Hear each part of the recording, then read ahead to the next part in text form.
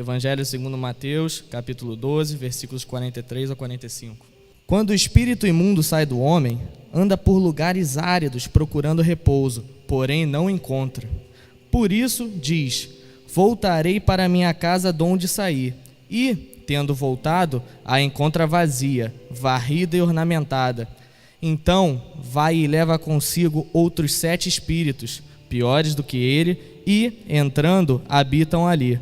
E o último estado daquele homem torna-se pior que o primeiro. Assim também acontecerá a esta geração perversa. Hiatus é o termo usado para representar a pausa ou lacuna no decorrer de um acontecimento contínuo. A ideia de um movimento que é interrompido, ou seja, algo que poderia ou deveria ser constante, mas que sofre uma paralisação. Aplico esse termo hiatus à perspectiva espiritual para significar o que deveria ser contínuo e, ao sofrer interrupções, produz prejuízos perigosos à nossa fé. O exercício da vida cristã tem na conversão o seu marco e referência. A pergunta é: o que acontece entre a conversão e hoje? O que acontece entre a conversão e hoje? E aqui segue uma admoestação: cuidado com os hiatos espirituais. São neles os piores e mais violentos ataques à nossa fé. Esse texto, que foi registrado por Mateus e também por Lucas, narra a estratégia de ação do inimigo, como descreve a Bíblia, em 2 perspectivas. A primeira perspectiva é a perspectiva do espírito imundo. A Bíblia diz que ele sai do homem, mas não encontra outro lugar a não ser a aridez. O que ele faz?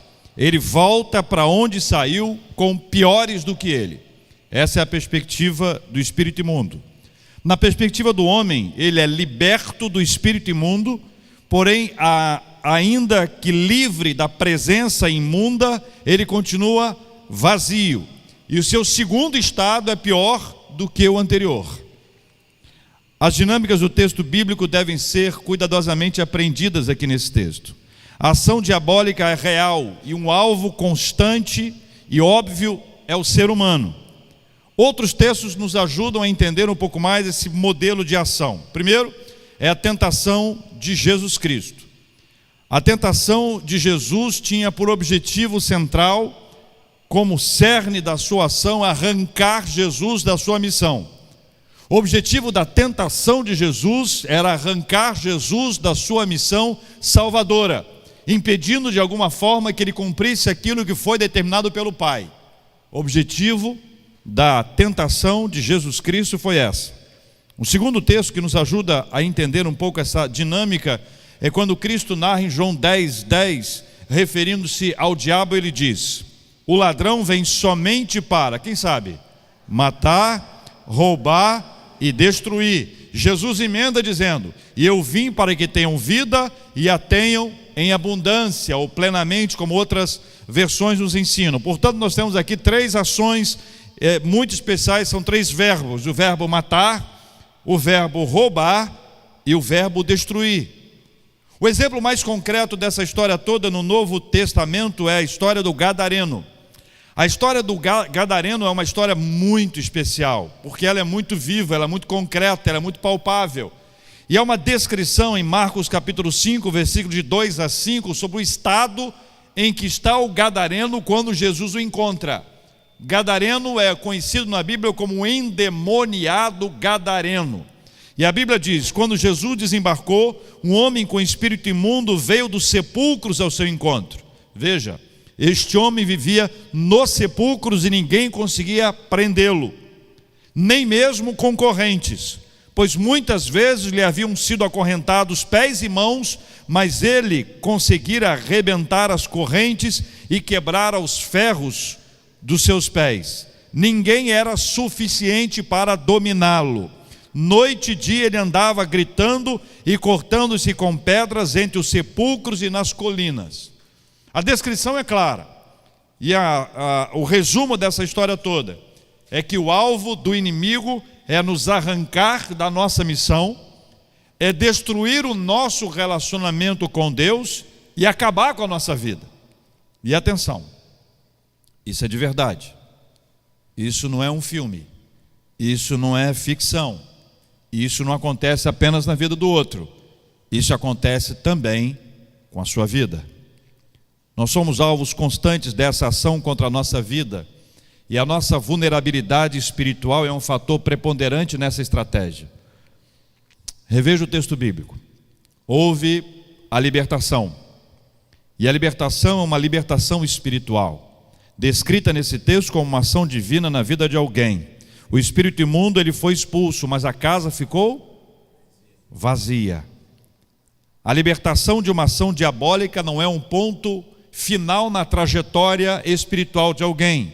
É um marco importante, é um bom começo dessa história, mas não é a única coisa que pode acontecer, e não é a única coisa que tem que acontecer. Uma vez que esse indivíduo foi liberto pela graça de Deus, sob a ação do poder do Espírito Santo de Deus, alguma coisa deve acontecer daí em diante. Do contrário, essa casa é considerada, do ponto de vista espiritual, vazia, varrida e ornamentada. Duas questões são importantes para o nosso entendimento no que se refere à ação diabólica. A primeira é aquilo que é conhecido como possessão. O gadareno é um retrato da possessão. A possessão expressa um domínio, um controle total e absoluto de uma força diabólica sobre o indivíduo. Esse indivíduo ele não tem controle sobre as suas faculdades mentais. Ele age de acordo com a determinação diabólica. No caso do gadareno, ele era preso e ele arrebentava as correntes, ele se cortava, ele se machucava, ele vivia gritando, indo de um lugar para o outro e não chegava a lugar algum. Essa é a descrição da infelicidade total absoluta de uma pessoa possessa por um espírito mau. Mas tem uma outra ação que é curiosa, porque a possessão acontece na minoria. A maioria tem medo do que acontece com a minoria, a possessão. Mas a maioria sofre, ou todos sofrem, a outra esfera dessa ação diabólica, que é a opressão. Quer viver sob uma palavra, sob uma tentação, sob uma perspectiva, sob proposições que acontecem com a pessoa o tempo inteiro. O texto fala sobre a possessão, mas pode acontecer na vida de muita gente a opressão.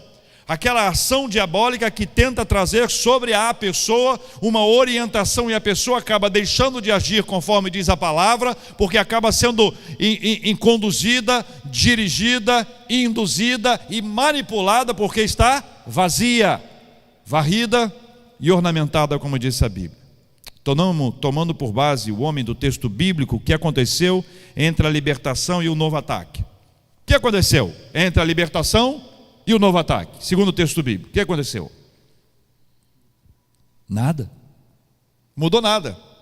A pessoa viveu uma experiência de libertação, mas ela não teve nenhuma mudança na sua vida. Nada aconteceu, nada mudou. A casa ficou vazia, a casa ficou varrida, a casa ficou ornamentada. O processo espiritual iniciado sofreu um hiatus. Exatamente um hiatus, uma interrupção. Esse movimento espiritual a partir da libertação deveria ser contínuo e constante, todavia ele não foi. Esse é o estado de total vulnerabilidade. Essa vulnerabilidade permite que a pessoa seja um alvo constante. E se já somos alvos constantes, se o tempo inteiro somos atacados por todos os lados do ponto de vista espiritual, pensa na possibilidade de um indivíduo viver esse atos. Um dos pilares do calvinismo é a doutrina da depravação total. Todo ser humano foi influenciado, impactado e marcado pelo pecado desde o pecado original. O resultado disso é que nós vivemos num estado de pecado, já nascemos nesse estado. O estado de pecado não é o mesmo que o ato de pecar. O ato de pecar acontece por causa do nosso estado de pecado. O estado de pecado é essa nossa tendência contínua de fazer aquilo que nos satisfaz, mas não aquilo que satisfaz a Deus. Esse ato de nos satisfazer e que não satisfaz a Deus pode ser, em vários casos, considerado como um pecado. O pecado, portanto, não é apenas um ato, mas é o estado que nos leva a agir dessa forma. A virada nessa história É aquilo que a teologia nos ajuda e a Bíblia nos ajuda a entender, que a gente chama de santificação. A Bíblia diz que sem a santificação ninguém verá o Senhor. Temos um passo importante na vida, que é a libertação. Mas na sequência desse passo importante na nossa vida, chega a santificação. A santificação, ela depende da ação do Espírito Santo de Deus. Veja, irmãos, é Ele quem nos convence do pecado, da justiça e do juízo, conforme está registrado em João, capítulo 16, versículo 8. O Espírito nos santifica. O santo do Espírito Santo não é sobrenome do Espírito. O santo é uma função de nos santificar. Ele nos convence do quanto nós estamos errados e o quanto nós pecamos. Ele nos leva à confissão de pecados e a buscar algo que satisfaça a vontade de Deus e não mais a nossa. Há nesse processo uma participação humana fundamental. Esse processo da participação humana é um processo que dura a nossa vida inteira. Deus nos dá o seu Espírito Santo que nos santifica. Na sequência, nós somos cheios pelo Espírito Santo através de uma vida que vai glorificar ao Senhor nesse movimento contínuo de busca espiritual e busca física da presença de Deus na nossa vida. Como é que isso acontece? Como é que isso se dá? Na caminhada com Deus. Caminhada com Deus não é equivalente a um tempo de igreja. Caminhada com Deus não é igual ao tempo em que nós somos membros de uma igreja. A caminhada com Deus, ela pressupõe um relacionamento com o Senhor. Pressupõe um relacionamento em que eu quero ouvir a voz dEle, em que eu quero agradá-lo, e que eu quero compartilhar com Ele. Pressupõe uma vida com Deus, que você vai meditar na palavra do Senhor, vai estudar a palavra do Senhor, e a sua vida vai sendo preenchida, a sua casa vai sendo cheia, mas não é cheia daquilo que você acha que agrada a Deus, mas daquilo que realmente agrada a Deus está na palavra. Porque está na palavra e você está buscando o Espírito Santo de Deus, conhecimento da palavra do Senhor, você vai querer agradar a Deus, seja através dos cânticos, dos louvores a Deus ou dos seus atos. Os seus atos, eles são traduzidos, é uma tradução especial do louvor ao Senhor. O que eu faço para agradar a Deus. Quer comais, quer bebais, qualquer outra coisa, faça para a glória de Deus, como diz a palavra do Senhor. Eu falo com Ele, eu compartilho, eu divido com Ele as minhas dores, eu recebo da parte dele, ou seja, essa caminhada espiritual, esse caminhar com o Senhor, ele deve ser contínuo e constante, sem que haja nenhum tipo de hiatos na nossa vida. Lembra do gadareno? Após a sua libertação, quando ele estava completamente transformado pela graça de Deus, ele chega à cidade, Jesus com ele, as pessoas não o reconhecem mais. Ele que havia sido rejeitado pelos seus a ponto de ser aprisionado nos sepulcros, ele agora quer estar com Jesus, porque afinal de contas Jesus olhou para ele. Enquanto os demais o abandonaram, Jesus olhou para ele, ele queria estar com Jesus, ele queria ir aonde Jesus estava. E Jesus traz para ele uma determinação importante. Ele disse para que ele deveria ficar ali e falar para os dele, para os seus, o que havia acontecido. Isso me ajuda a entender que a ação de Jesus não se restringe a uma questão geográfica, mas ao mundo espiritual. Era bem mais do que estar em Cafarnaum, na Galiléia, ou mesmo em Jerusalém. Era ter Jesus no coração e segui-lo espiritualmente de maneira séria, de maneira absolutamente séria. O gadareno viveu as duas etapas, a etapa de ser liberto, mas não viveu a etapa de ficar vazio. O seu desejo de seguir a Jesus é um exemplo dentro do contexto bíblico, é uma evidência dentro do contexto bíblico de alguém que foi transformado de dentro para fora, mas através de uma ação de fora para dentro, do alto para baixo, uma ação espiritual sobre a sua vida. Foi essa mudança de vida, ou é esta mudança de vida, que se torna para nós um exemplo, alguma coisa especial, onde nós não temos nenhum tipo de atos na nossa vida espiritual. E eu quero terminar como iniciei na minha admoestação. Cuidado com os hiatos espirituais. São neles os piores e mais violentos ataques à nossa fé. E eu queria olhar para os irmãos com a sinceridade que marca os nossos relacionamentos e dizer que este é um problema crônico que pode atingir a qualquer um de nós.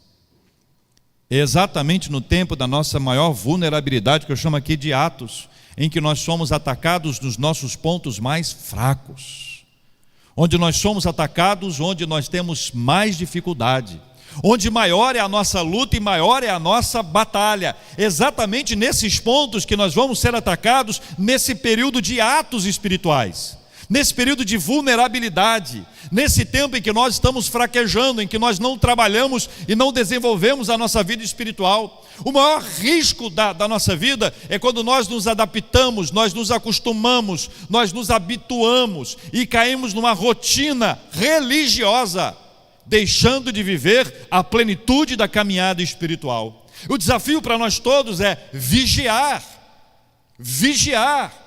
porque o texto não está aqui à toa, é uma estratégia de Satanás. Há uma ação de libertação, mas se essa casa não for cheia, se ela não vivenciar a caminhada com o Senhor Deus, ela se tornará vulnerável, e esse atos aqui é o que promove a nossa queda, a nossa derrubada, é a frieza espiritual que promove a queda da nossa vida. Essa é uma admoestação para nós todos, é uma reflexão que deve ser feita por mim e por você, e a minha oração é que Deus tenha misericórdia de nós. Cuidado com os hiatos espirituais, são neles os piores e mais violentos ataques à nossa fé.